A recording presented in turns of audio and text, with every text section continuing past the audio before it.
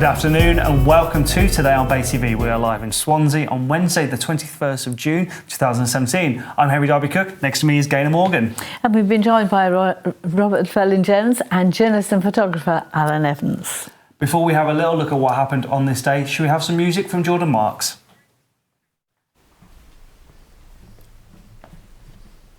Ain't got a soapbox I can stand upon. Guy, give me a stage, a guitar and a song. My daddy told me, son, don't you get involved. Politics, religion, other people's quarrels. I paint the picture, let me set the scene. I know when I have children they will know what it means. And I pass on my things my family gave it to me. Just love and understanding, positivity. We can change this whole world with a piano, add a bass and guitar, grab a beat, and away we go. I'm just a boy with a one-man show. No university, no degree, but Lord knows everybody's talking about experimental growth, and the stock market's crashing in the portfolio. While I'll be sitting here with a song that I wrote, singing love can change the world in a moment. But what do I know? Love can change the world in a moment. The revolution's coming, it's a minute away. I saw people dancing on the stage today. I know we made up of love and hate, but both of them are balanced on a razor blade. I paint the picture, let me set the scene. I know when I have children they will know what it means. And I pass on my things my family gave it to me. Just love and understanding, positivity. We can change this whole world with a piano, add a bass and guitar, grab a beat, and away we go. I'm just a boy with a one-man show. No university, no degree, but Lord knows everybody's talking about experimental growth, and the stock market's crashing in the portfolio. While I'll be sitting here with a song that I wrote, saying love can change the world in a moment. But what do I know? Love can change the world in a moment. But what do I know? Love can change the world in a moment. I paint the picture, let me set the scene. I know when I have children they will know what it means. And I pass on my things my family gave it to me. Just love and understanding, positivity. We can change this whole world with a piano, add a bass and guitar, grab a beat, and away we go. I'm just a boy with a one-man show. No university, no degree, but Lord knows everybody's talking about experimental growth, and the stock market's crashing in the portfolio. While I'll be sitting here with a song that I wrote, singing love can change the world in a moment. What do I know? Love can change the world in a moment. But what do I know? Love can change the world in a moment. Love can change the world in a moment. But what do I know? Love can change the world in a moment. But what do I know?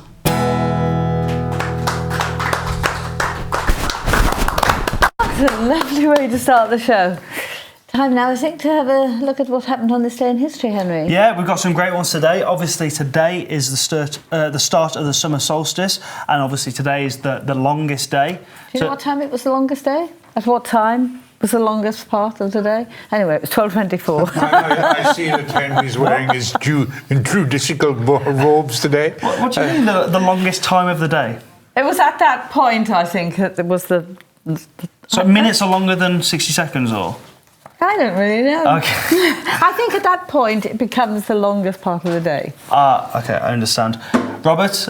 Probably something to do with the sun, isn't it? Yes. It's obviously the time Where the sun is. Yeah, up, sunset, sunrise. I shouldn't have mentioned it really, should I? You take me as someone that makes many trips down to Stonehenge? I thought you had your robes for Stonehenge on today, actually. I thought that's where you'd come from. Quite effective. But have you been? Well, I've been to Stonehenge. That was before they cordoned it off, and now you can't go there. No. But, I thought it was before they put the stones there. I think it's... There's more to Stonehenge than people know, because you've got all the beaker burial grounds off to right. Everyone goes for the stones, but the history is actually off Stonehenge, where the beakers are buried, and so. Oh, that's interesting. I didn't know that. Yeah. I went there one day, and I just happened to turn up on a normal day with nobody there, and the caretaker, the curator, came out, and I'd been trying to get to the stones somehow. I'd walked down from Llanelli across the pathways and bridleways and so on. I was a bit hippie-ish, and got there, and this chap came out, and he said, when everyone's gone, I'll give you a little tour. So he showed me around and then explained all about the beakers and the history behind it. So it was, how it was interesting. Nice. Yeah, it's amazing. It's always been a time, hasn't it, for pagan rituals and Midsummer Madness and sacrifices. All sorts of stuff. Apparently, I'm sure this is right, but again, I don't know the sort of physics behind it. But 1912 was the longest day ever, I suppose, since records You began. seem to be obsessed with the length of days, Gaynor. Well, it's the summer solstice. It's the longest day. Is it really? Of course I am. All right. And I know something else. If you're in Alaska, you've got the longest frame of sunshine, 20 to 24 hours. Wow, it's amazing. So we've come across the Aurora Borealis as well, then, have we? I'm not sure when that happens. I didn't Google that this morning. Have you been, Gaynor, to Stonehenge? No, I haven't actually. I don't know why. But there's another one not so far away, isn't there, from Avebury? I've been there. That's wonderful. Maiden Castle. Yeah, and it's less crowded, fewer sort of people. The same sort of thing, isn't it? So.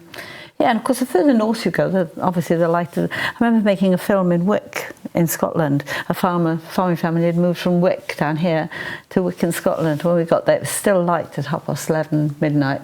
But the pubs are all shut at 9 o'clock. Well, we didn't know you were an authority on megalithic constructions, Gaynor, but it's really fascinating. Perhaps we could have a talk in the Prince one night, given by you on that.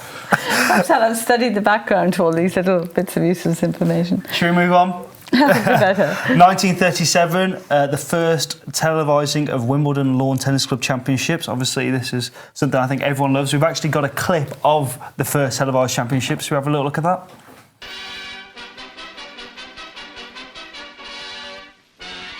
Marked out of the Wimbledon courts, the nets are raised and all is set for the All-England tournament. The great exponents of the game are gathered for the conflict. Can you spot them off the court? That's Helen Jacobs, last year's ladies' champion.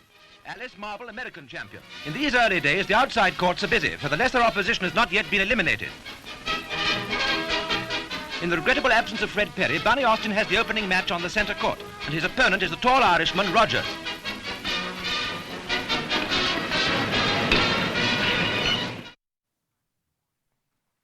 That's awesome. So cool. I think that's really interesting. I'm a huge fan of tennis. Robert, I'm sure you've been to Wimbledon. You look very elegant on the court with that shirt. Have you been to Wimbledon? Yes. Enjoyed it? Yes. Oh, good. Strawberries and cream or watching the play? Well, I haven't been recently. In recent years, I think it's changed. The crowd are a little more raucous now than when I went there. Well, tennis has changed a lot. I think that clip we've just watched is what I think... You've got foul Eastern Europeans using foul language and various other things. John McEnroe was the originator of the... What amazes me is, you see, Henry, if you had spoken like John McEnroe or some of them, Nastasi, if you had spoken like that in Wimbledon, you'd have been through the door and you'd have never come back. Mm-hmm. And yet...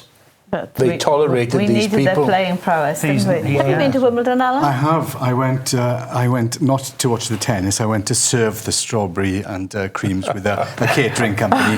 But I did interview Jerry Williams. I did interview Jerry Williams, who was the voice of Wimbledon. And as you were saying there, it was an era that was very gentlemanly, very elegant, and very sort of... low-key for those stars of the day. You know, now we've got the mega stars, the superstars. Of course, Jerry Williams was from your part of the Jerry world? Williams from Bank of Ireland, and I remember it was the last interview he did. Sadly, he died a couple of years ago, but he said during that interview, and it's still online somewhere, It's a lovely interview. He talks about all the stars he travelled with around the world on the plane, because he went around all the pro circuits for the BBC and Sky. And he said a few years ago, Murray will win Wimbledon. He was absolutely certain. And Robert asked me, did I put a bet on that? Unfortunately, I didn't. But he was determined. You know, well, that, well predicted. Well, we'll talk about Murray in the paper as well. Thank you both. Well, next we're going to keep both Robert and Alan on the sofa and be looking at today's papers.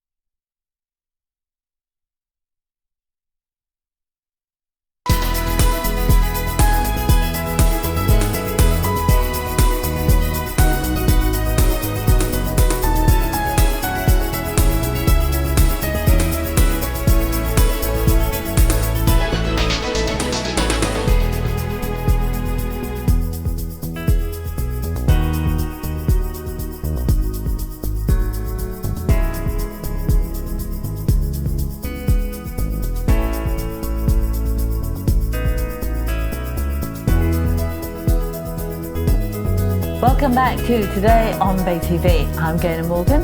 With me is Henry Darby-Cook, Robert Llewellyn-Jones and Alan Evans stayed with us as well. Thank you. Before we have a little look at today's front pages, obviously this morning was the Queen's speech, so I think we're going to have a little look at a clip from that.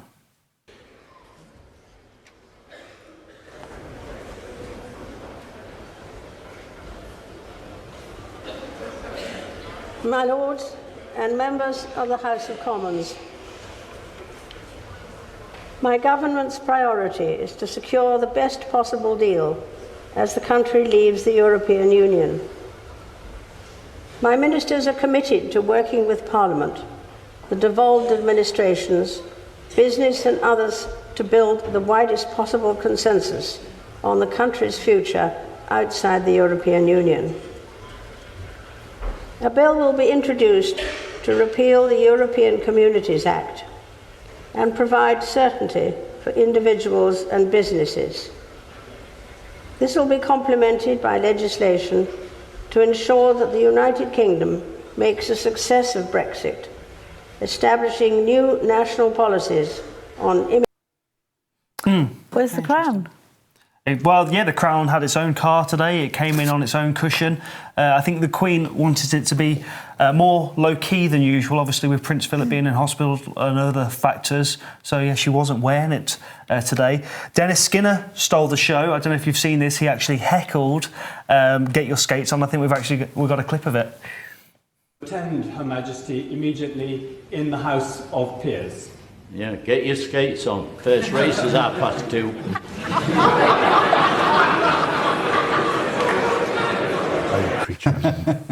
So, yeah, first race is at 2:30. Robert, not a fan of that?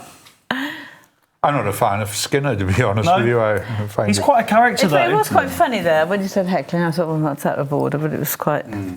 The mood seems very different, doesn't it? With the hat, though, there's a sort of like etiquette with the hat. Do you not meant to wear a hat inside here? Because Robert's left his in the changing room as well. It's one of those things that you don't wear a hat indoors, do you? Well, you're not supposed. But the Queen you can wear a hat in I know the. women wear hats in church. You can wear a hat in the House of Commons. If a man,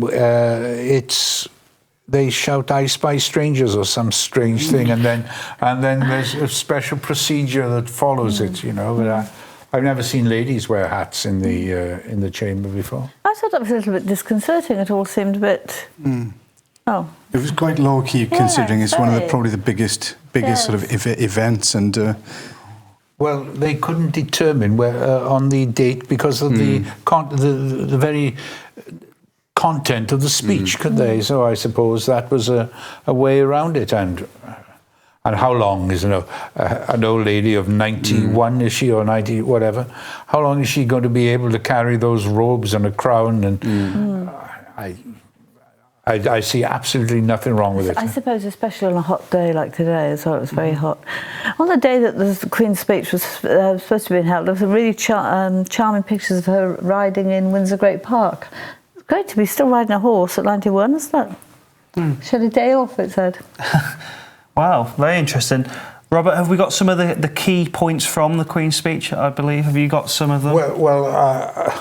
There's several things that there's reference to Wales in the Queen's speech.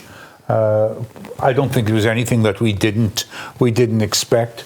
A lot about Brexit, isn't there? I think, is it 9 of the points will focus on Brexit? I mean, it's interesting. What struck me was the high-speed train. The line is between Birmingham and Crewe. Now, I wonder, where do we stand in relation to our high-speed Swansea to Paddington? Do you know where we are with that? I'm not up to date on that, unfortunately. I'm sort of... I've given up the travelling back and forth to London, thank God. This might be taking precedence, perhaps, then. Who knows? Well, I wouldn't like to say that it would, but it's the line north, isn't it? To Manchester, London, Birmingham, Manchester, and then Leeds. That's that's the priority, I think. To come back to the Queen's speech itself and Brexit, my concern is, how is Europe viewing us? How are our co-negotiators viewing us at the moment? They think we're a shambles, don't they? And we're worried about our negotiations. These Europeans think to themselves, what are we worried about these people for? They may not be there in 10 weeks' time. Well, yes, and I accept that the Queen is not as young as she was, and it's a very hot day, but, not wearing the crown, and of course the Grenfell Tower and everything, but it's all about perception, isn't it? And, where she wears her crown and her full regalia. I mean, originally this get-up was to send out a message, wasn't it? I mean, the other side of that is, are some of those traditions not a little dated? It just seems in this context at the moment, when we're going into all these negotiations where we need all the power that we can. Well, I think the Queen's standing in Europe is not diminished by the fact that she's dressed in her ascot outfit today. Not the Queen. I just mean our standing. It's all part of it, our standing as a nation as we go into these negotiations. And we were supposed to have been going in strong and stable, weren't we? We voted, didn't we? I mean, the consensus was we wanted to leave. And I think that is... But now we're trying to decide the terms, aren't we? Yeah. And it's all about sending out images and... body language. Why is anybody going to give us? Why are the Europeans going to give us, the Germans and the French? Why are they going to give us a deal, Dana? Why? The French have held out, I think, the hand of friendship and said, think about it. That's the first time I can recall France doing something for us. Yes. But there we are. We've decided that we're going. It's hard to know what we've got left to offer. I mean, our manufacturing industry has been decimated. Our farming industry has been sort of held ransom by the EU for so long, to sort of propped up anyway. It's hard to know what we've got to offer these places, as you say. I mean, France, Germany, all these countries seem to be advancing and getting stronger and stronger, and the UK seems to be. I took a guiding tour around Pembrokeshire, Carmarthenshire, and Glamorganshire and Swansea Thursday and Friday, and it was almost a joke in the end. I kept pointing out these blue signs. Yes, that was European money. That was European money. All this new infrastructure, so many renovations of old buildings. It's funny, actually, even as I've noticed that since we've left, actually, how many buildings I go into that will say when you walk in, funded by the EU. And it's. Well, the guiding course I did in order to guide was funded by European money. It's very interesting. I spent a few moments rereading two speeches over the weekend. One by Geoffrey Howe, his resignation speech, which is worth reading again in the light of all that's happened now. And then I read again Enoch Powell's speech of 1968, and rubbish at the time, wasn't it? Yes. What else have we got, Henry? We're going to go to the Daily Telegraph. They've gone with May clings on to Brexit lifeline. So this is the PM has admitted she needs to gain trust of voters as she drops major pledges from today's Queen's speech. I mean, can she gain friends by Brexit going well for her? Robert Allen? I think that one of the main concerns is what's going to happen in Wales, isn't it? And the fact that they might be clawing back a lot of the devolved powers. I mean, that has to be one of the greatest concerns for us. They tried to say this morning that they will not allow Brexit to interfere with Welsh, with those powers. That's what they say. But whether that happens, Alan, is another matter, isn't it? I don't know. It's very worrying for farming. Over 80% of Welsh farming is less favoured areas. It's not doesn't grow crops, for example, and really a lot of these farms aren't viable without the money that has been coming from Europe. And my concern is, even if the money does come from London to us, is it going to be filtered through the RSPB and National Trust and all that, or is it, as it does now, going to the farmers' pockets and then it's spent locally? Well, in the Queen's speech, she spoke about building a united country and strengthening the social and economic ties between the four nations. I don't know how that's going to work. I mean, it's in a mess, isn't it? I mean, that's you look at it, the whole election process, Brexit. I mean, anyone looking in from the outside, as you said, Robert, must be sort of throwing their hands up in the air and thinking, "Wow, we're on a winner here," because this nation, this country is in such a mess, in so much turmoil and confusion. Well, on a positive note, they've got a coalition now with a bunch of Old Testament prophets, haven't they? And On a positive note, and just very, very briefly, if I may, in Llandovery, the local butcher has now got the royal warrant because Prince Charles pops in personally from his country house Don't in say Mouthby. that. They'll all be queuing up there for photos. The paparazzi will be. Plenty online will be up there. Anyway, it's that's nice. interesting. Nice to have a positive spin with supermarkets everywhere. Anyway, thank you both for your really good. Next, we're going to be keeping both of them on the sofa and talking Connectly Online. Stay with us at Bay.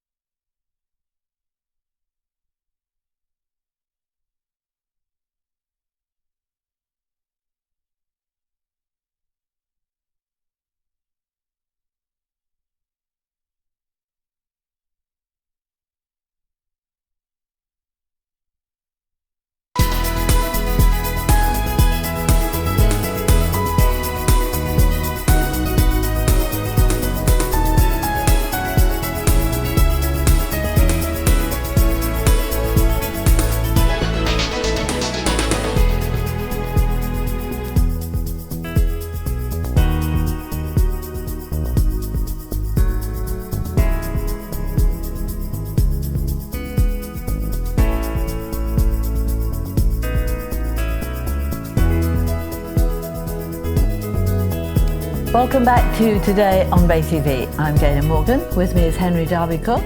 Alan Evans is still with us, and of course Robert Llewellyn-Jones. And Alan, you're going to be telling us all about Llanelli Online? Yes, if you like. Well, yeah, we would like, yes. It's a hyperlocal online site covering Llanelli, basically from Carmarthen down to the Lycha estuary, and it focuses on news, sport, politics. And it's your creation. It is my creation. And we can see it set on it the up screen. about 12 or 13 weeks ago, and since then we've had about 90,000 combined hits per month through social media and the website. And as you can see on the clips, anything from missing people to the election night we covered with BayTV down there as well. And there is a demand, and there is an audience for it. So it's interesting, isn't it? Because with the demise of the national papers and the Western Mail being badly hit and the other mainstream papers, people are actually still buying the weekly papers, and they're interested in very, very local news, aren't they? I think that doesn't have that much time left with the local papers. That's from what all the statistics and from the feedback we're getting. And your background's in local papers. Yeah, but I think the demise is there. I think the death knell has been sounded for local papers like the Star and the Post, and I think it's only a matter of time. There's a generation of people coming through who are so used to getting everything on their phones, on their tablets. Robert has got his, getting all his news here today from that. You've got your phone. Yeah. So this is the way it's going, and I think Wales Online are doing that. It's most of the content. The Star has amalgamated with them. They've put it's all being fed up to this great machine in Cardiff with Trinity Mirror, and what that does is leaves a big void. It's good for us, but it's not so good for the community because we don't have the people on the ground. We don't have those people in, those chats in the pub or the WI or going out to the events where somebody's done well. That was the first place they sent you when you joined. When I started the Ammanford Guardian, WI or somewhere, the pub. Yeah, well, John Humphreys, the former editor of the Western Mail, always used to advocate, the importance of what he called parish pump politics. People want to know. We don't do court reporting anymore, and that was always one of the those are your front page stories, really, mainly the court reports. But interesting, Jerry Williams, going back to the Wimbledon guy, Jerry was a journalist with Harry Carpenter at the time on the Croydon, one of the Croydon newspapers anyway, and Jerry was toying with going to university. He wanted to become an academic, and he said he had a conversation with his editor, and they were looking out onto Croydon High Street, and he said to his editor, "I'd like to go and become an academic and go into university." And the editor turned to him and he said, "All the academic education you need, my boy, is out there on the high street." And when I started this, the first thing I did really was walk the streets of, sounds a bit cliched, but walk the streets of Llanelli, get to know people. I knew people anyway, but going into shops, hey, what's news, any news, what's happening? And people love to talk in Llanelli. They love to tell you what's going on. We're so lucky around here. In that way. You do videos as well on the website, and we've actually got a great example of a story. It's about a chimney, isn't it? That I think wouldn't be told unless you told it. Should we have a little look at it? Yeah.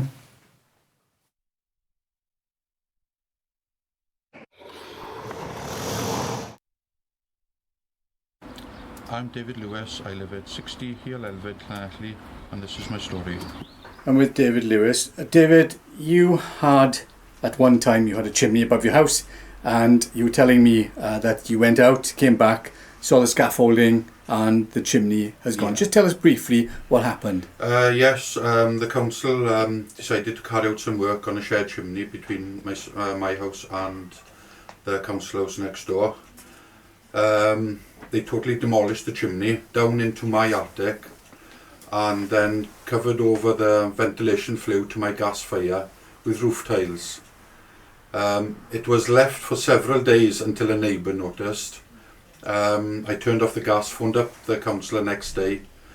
I had a building inspector panicking on the phone. He admitted it was a very dangerous situation. And then he got builders in. When I came home from work the next day, they had installed a flue, opening the gas ventilation back up.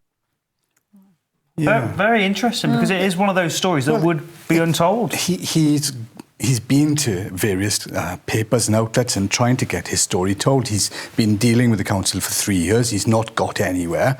And as a last resort, he sort of called Llanelli Online and said, look, I've got this story. And it's one of those editorial decisions. Do you go, this is quite intense. It's the council are involved here. There's legalities here. There's allegations here against the council. I mean, basically, he was saying that they put his life and his son's life in danger by covering over the gas flue without permission, without issuing a notice or party wall notice for that. It was a terrible situation, and it's had a big impact and a big effect on his life. And all he's wanted to do is tell his story or get some answers. And so for 3 years he'd been trying that. Well, we emailed the council press department, obviously, and within 24 hours they gave us a response, and we were able to give that response to him. So the investigative side of it and the kind of community service side of it with Llanelli Online, those elements that we're filling those gaps that the newspaper might not go there, but we will go there. We will address those issues. Today's the day that the Welsh Assembly have announced that they're thinking of hiring journalists to sort of cover their news for them because of the lack. My first response was, well, where are they going to put the news they're paid to? And, it's just... Well, every politician I've spoken to, including Carwyn Jones, Jonathan Edwards, Neil Griffiths, they all advocate and support hyper-local news sites. It's something they really want to see being invested in. Does it all cost money? Time costs money? Well, I'm crowdfunding it at the moment with Leo Crowd. And I think we've got an image of the crowdfunding page. We're hoping to get about £8,000. And what will the £8,000 do for you? That will make the website sort of 21st century friendly. It will have enough storage, enough bandwidth, so it doesn't lag. The site's been crashing since we've been online. It's been crashing on a weekly basis due to the volume of traffic. So that's how people would pay for it, in effect. Is it through crowdfunding? Crowdfunding. Obviously, we're looking for Welsh Government funding because Carwyn Jones, in an interview I've done with him and with Jonathan Edwards and other MPs, they've said, we are providing a very valuable service within Llanelli. So we are looking for Welsh Government funding. We're looking for lottery funding because we want to start a little community radio station. We want to do a little mini version of BayTV, Llanelli TV, but Ustream, just going out and putting that on air as and when. And turning up to these great events within the community. It's not all about bad news. We go and we celebrate life in Llanelli at its best and at its worst. So, dare I ask, what are your thoughts on BayTV Swansea and kind of local TV on a whole? Well, it's fantastic, isn't it? Because, you can switch on, you see a friendly face, you get things that are appropriate and meaningful to you. What you're getting otherwise, the alternative is the BBC, the establishment, and their portrayal, they're not out there. How often do you see the BBC crews on the streets of Swansea? I mean, I know I've seen BayTV out there quite regularly. I notice it from the other end because part of my work is as a PR specialist, and you do begin to wonder, well, where am I going to send this stuff? And it's quite difficult to get it out there. It is. Whereas there were routes. Absolutely, that's the other thing. All we're doing is saying to the community, the whole of Llanelli, but Carmarthenshire and beyond as well, please send us your news. We will put it, we don't have to do anything. All we will do is just edit it slightly, look at the photographs, put it into a readable feature and put it on Llanelli Online. So what are the parameters of your region? Well, we call it Llanelli Online, so it would be Carmarthen boundary to Loughor boundary. But to be honest with you, looking at the stats, we're getting expats in America, New Zealand, Australia, Canada. So there are a lot of expats who want to get news from home.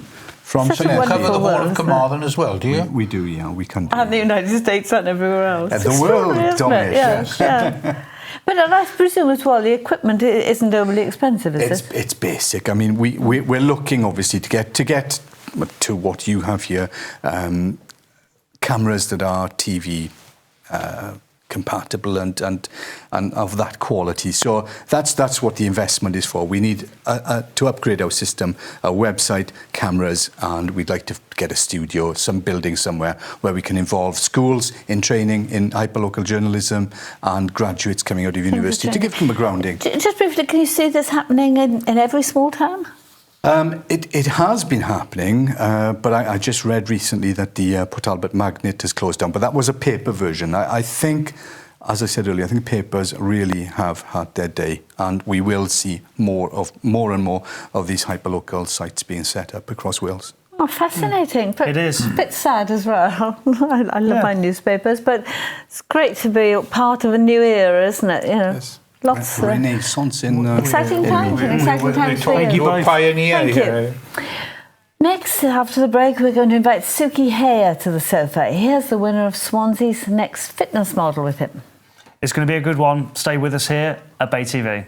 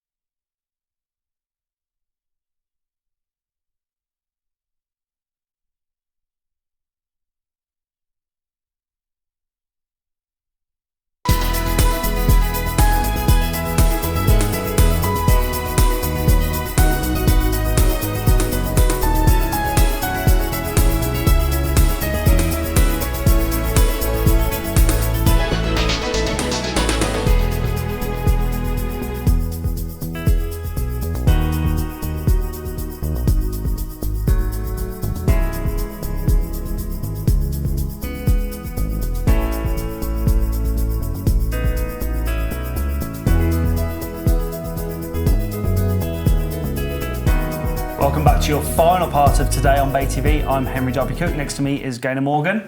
And welcome back to the show, Suki. Hi. Yes, and you've had a big event on and you've got the winner with you, yeah? Yeah, only weekend just gone, we finally held the first Swansea's Next Fitness Model Show, which was a huge success, and I was happy to bring along Abigail, who won the junior bikini fitness model class. Awesome. So how much does that mean to you, Abigail, to win that? It means a lot. It's taken a while to sink in, actually. But yeah, it means a lot. And it was, I've never been on stage before, so to win... Well, that was quite nerve-wracking, was it? Yeah, definitely. Very. So, as an event on a whole, Suki, I mean, it was the first one. Was it successful? Yeah, to be fair, obviously for myself, spectators were nervous about stepping on stage. For me, I was nervous about, will people turn up? Yeah. But did they? Yeah, I mean, to be fair, we opened the doors at 12 o'clock, show started at 1 o'clock, and the tickets were flying out. We sold out the ground floor, so we had about 350 spectators on the ground floor, all seats taken, people standing in the back, and from the feedback, I was inundated by messages. Literally, I was on my phone, I had about 400 notifications on Facebook, and the spectators gave nothing but great feedback, saying it was one of the best shows they've ever been to. The competitors, and I hope Abigail can say the same thing, but they loved it as well. They gave me positive feedback from backstage, but also how the show was run. And the sponsors loved it as well. I mean, all the sponsors renewed for the next competition, so I can't wait to do the second one in September. Oh, great. So you really set the ball rolling. That's it, yeah, definitely. There are always going to be things to learn, lessons to learn from a show, but for first show, I've been to plenty of fitness and bodybuilding shows, so I've seen the best and worst of competitions, but I really do feel that we've set the benchmark, not just for ourselves, but for other shows. So long may it continue, and we roll again on the 30th of September, which will be the next Swansea's Next Fitness Model Show. Awesome. So, Abigail, what was involved from your point of view? So, there was a lot of prep involved. I did about 6 months prep, so half the year prep for the competition, and a lot of hard work, a lot of time in the gym, but it was well worth it, definitely. It was a really good show.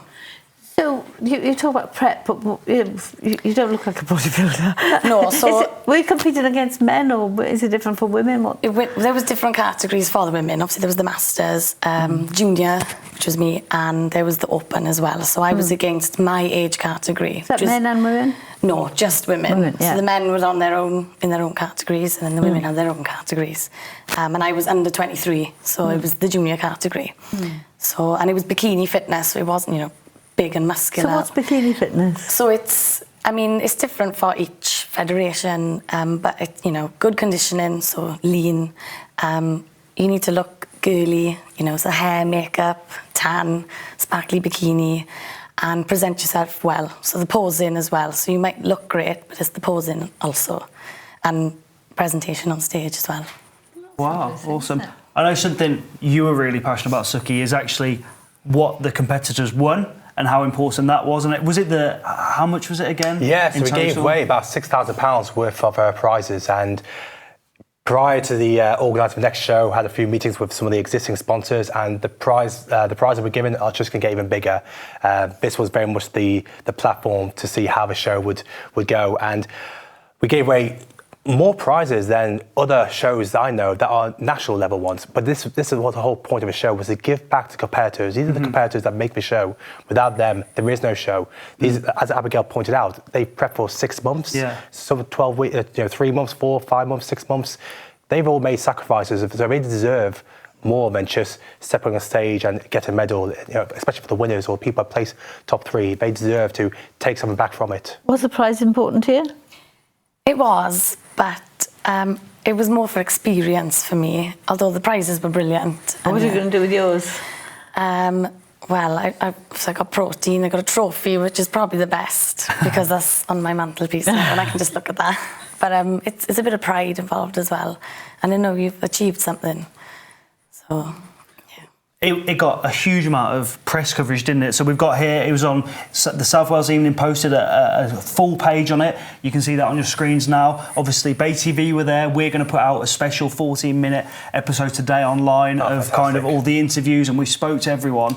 It was really amazing, and it's something for me especially where that's never appealed to me. There was a buzz, and it was just amazing to be there. It really was, and you know what? The best thing I got was a lot of competitors. They brought their friends and family along, and their friends and family weren't sure of what they were doing. Like, oh, yeah, watching a guy prance about in a short on stage. It's their mentality.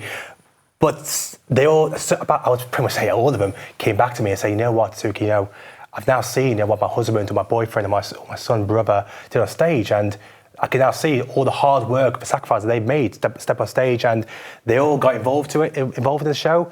A lot of spectators probably knew other people that were competing, and that's the whole point. It's a local show focusing on the local competitors. And I really do believe that the show unearthed new local talent. You know, some people have had their reputation enhanced. You know, a lot of competitors are either looking at doing another one of my shows or looking at a bigger show. You know, to keep challenging themselves, pushing themselves, and doing a new competition. So I've got 3 competitions in Wales. Connectly's Next Fitness Model on the 24th of September. A week later, as I mentioned before, we've got the next Swansea show on the 30th of September. And then we go to Cardiff on the 7th of October. So we're doing more and more of these shows around here. Watch this space. Just briefly, have you got the bug now, Abigail? I am going to have a little bit of time off because even though I've got the bug, it's very difficult to keep it going for a long period of time, especially as I did 6 months prep. But I've got a few exciting things lined up anyway, photo shoots and things like that. So it's opened a lot of new doors. Yeah, a bit of fitness modelling, things like that. So that's Awesome. what I really like. Great. That's what I really want. So. In the final moments, Suki, if anyone wants to get involved in future competitions, how do they go about it? Well, I'll be announcing all the dates on the Next Fitness Model UK Facebook page today. So people will be able to register via the website, and we're doing a promotion tour very soon. That's great. Thank you both for joining us today. And thank you to all our guests and to all our viewers for watching us. And today's film is The Anniversary, starring Bette Davis. It's going to be a good one. And with that, we'll see you tomorrow. Here's some more music from Jordan.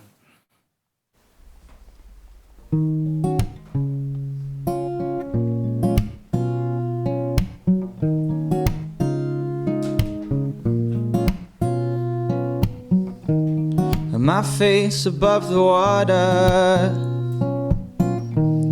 my feet can touch the ground, and it feels like I can see the sands on the horizon every time you are not around, and I'm slowly drifting away, wave after wave, wave after wave, and I'm slowly drifting, and it feels like I'm drowning, pulling against the stream, pulling against the stream. Wish I could make it easy, easy to love me, but still I reach to find a way, stuck here in between. I'm looking for the right words to say, and I'm slowly drifting away, wave after wave, wave after wave, and I'm slowly drifting, and it feels like I'm drowning, pulling against the stream, pulling against the stream.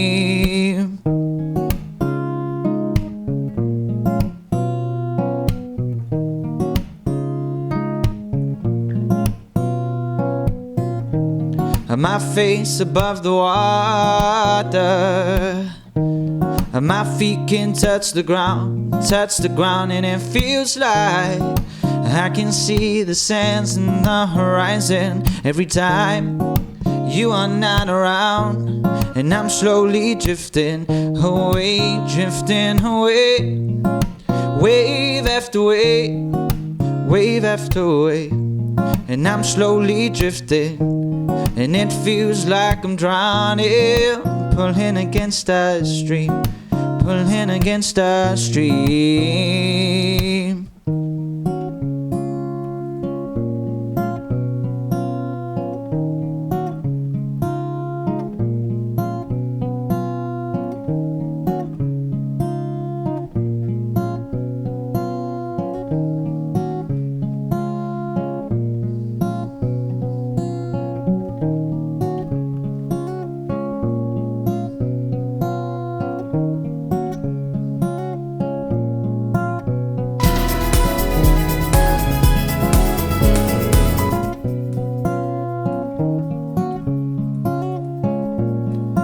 slowly drifting away, drifting away.